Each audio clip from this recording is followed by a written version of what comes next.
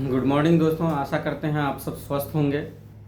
आज मैं बात कर रहा हूं बिहार में अस्पतालों में शल्य कक्ष जो होता है, ऑपरेशन थिएटर जो होता है, उसकी देखरेख करने से लेकर एनेस्थेसिया की जितनी मशीनें होती है उसका देखरेख करने वाले, प्री ऑपरेटिव से लेकर के ड्यूरिंग ऑपरेशन और post operative management, operation theatre का मैनेजमेंट करने वाले ओटी असिस्टेंट के बारे में। ओटी असिस्टेंट से जुड़े हुई 16 ओटी असिस्टेंट से जुड़ा 1683 पद, यानी कि ओटी असिस्टेंट का 1683 पद पर जो बहाली आनी है उसके संदर्भ में मैं बात कर रहा हूं। आप जानते हैं कि मेडिकल कॉलेज से लेकर के मेडिकल कॉलेज, सदर अस्पताल, पीएचसी, सीएचसी, तमाम अस्पतालों में ऑपरेशन थिएटर असिस्टेंट के पद लंबे समय से खाली हैं। पूरे राज्य में मात्र 181 ही ओटी असिस्टेंट पदस्थापित हैं और इस पर बहाली काफ़ी लंबे समय बाद आ रही है। 2014-15 में बहाली आई थी, तो लगभग 8-10 साल के अंतराल पर यह बहाली आई है और बहुत जल्द फॉर्म भी भराएगा। इसी संदर्भ में मैं बात करना चाहता हूं, आप सबको बताना चाहता हूं कि इसमें किस टॉपिक से क्वेश्चन रहेंगे, जो क्या क्या दिया गया है सिलेबस, उस विषय में जो सिलेबस है उसी विषय में बात करूंगा। आप सबसे रिक्वेस्ट है कि अगर यूट्यूब पर देख रहे हैं तो प्लीज़ सब्सक्राइब कर लीजिए और अपने दोस्तों को शेयर करिए। आप सब तो जानते ही हैं कि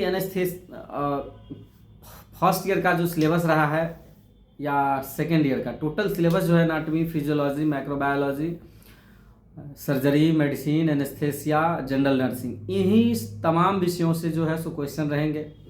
एनाटॉमी की हम बात करें तो एनाटॉमी से जो इंट्रोडक्शन है सब्जेक्ट का, जो उसका टर्मिनोलॉजी है, इसके अलावा जो तमाम सिस्टम्स हैं हमारी बॉडी में, रेस्पिरेटरी सिस्टम्स हो, डाइजेस्टिव सिस्टम हो, या स्केलेटल सिस्टम हो, कार्डियोवास्कुलर हो, या सेंट्रल नर्वस सिस्टम हो, तमाम जो हैं उनसे जुड़ा हुआ क्वेश्चन जो है सो बिल्कुल रहेगा ही रहेगा। इस टाइप का मैं इसलिए बता रहा हूँ कि क्योंकि ये सारे टॉपिक्स उसमें इंक्लूड है सिलेबस में।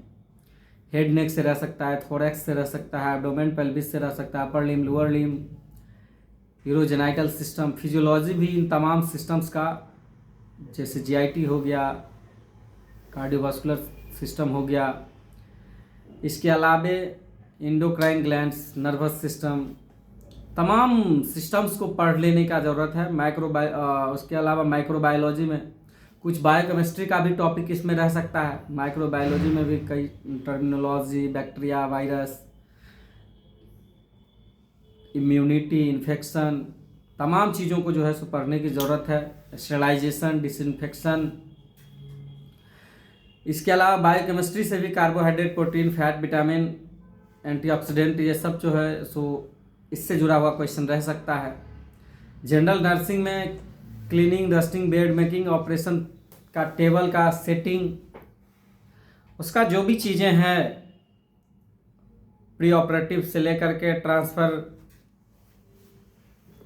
मरीजों को प्री ऑपरेटिव, पोस्ट ऑपरेटिव, इन सब चीज़ों से जो है सो जुड़ा हुआ क्वेश्चन रहेगा।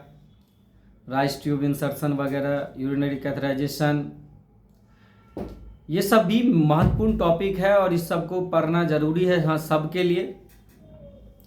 इसके अलावा लीगल रिस्पॉन्सिबिलिटी जो होती है,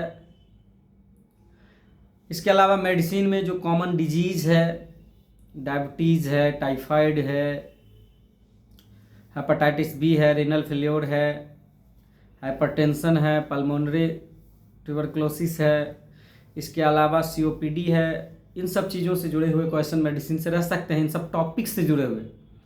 इसके अलावा सर्जरी से जो भी सर्जरी है, चाहे ईएनटी का हो, गायनी का हो, जीआईटी का हो, या फिर पेडियाट्रिक प्लास्टिक सर्जरी हो, इसके अलावा लिम्ब सर्जरी हो या ऑर्थो सर्जरी हो, तमाम चीज़ों से जुड़ा हुआ क्वेश्चन रह सकता है। और इसके अलावा महत्वपूर्ण एक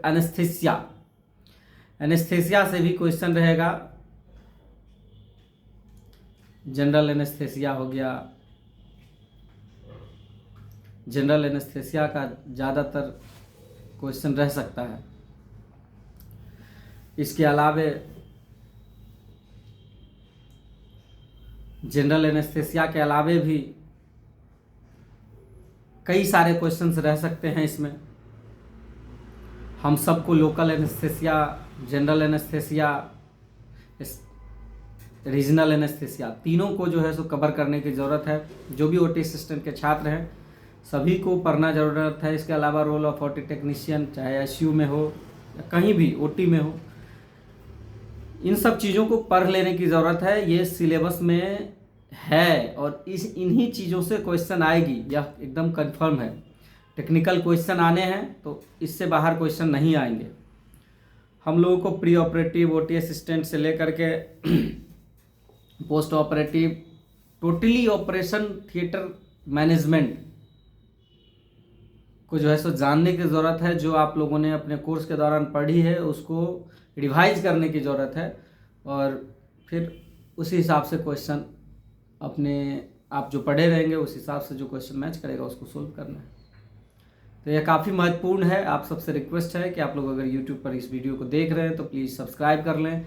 पहली बार बिहार में 1683 पद ओटी असिस्टेंट के 1683 पदों पर बहाली हो रही है, जो अपने आप में बहुत बड़ी बहाली है।